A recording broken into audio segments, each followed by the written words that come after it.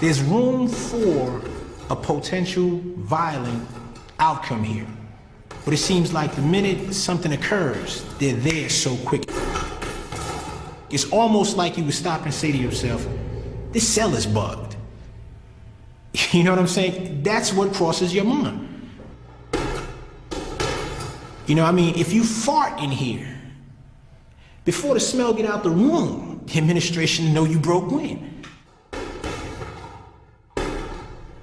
Walter Anderson, a former Golden Gloves boxer in the super heavyweight class, is serving out a 40-year sentence for cocaine importation.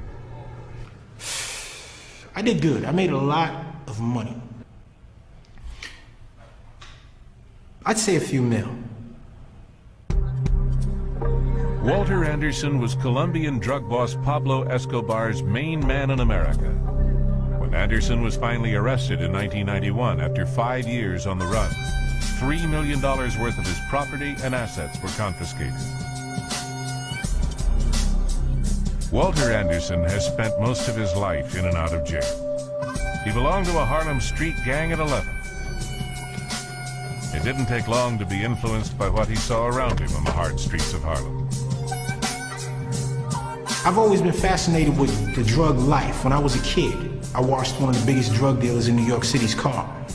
I used to hang out on 116th Street, and he pulled his car up one day, and I washed his car.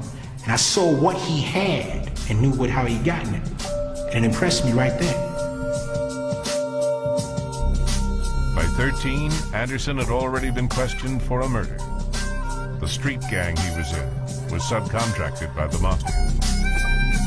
He went from just selling drugs on the street corner to kidnapping rival drug dealers, extorting rival drug dealers, murder for hire, you know, and we had a good name for ourselves.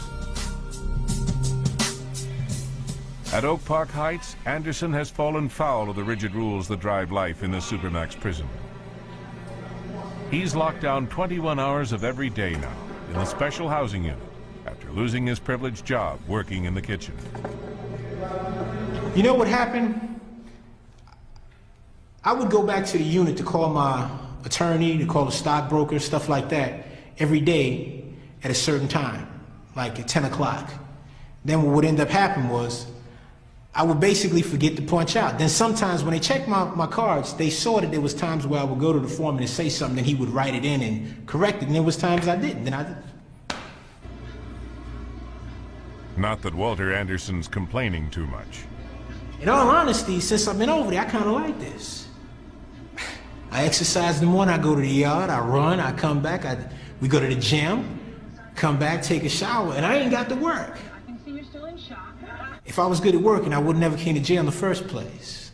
You know, I'm an equal opportunist, an entrepreneur, and this makes it difficult. So I'm not all that hopped up about working, but like I say, I go along with the program.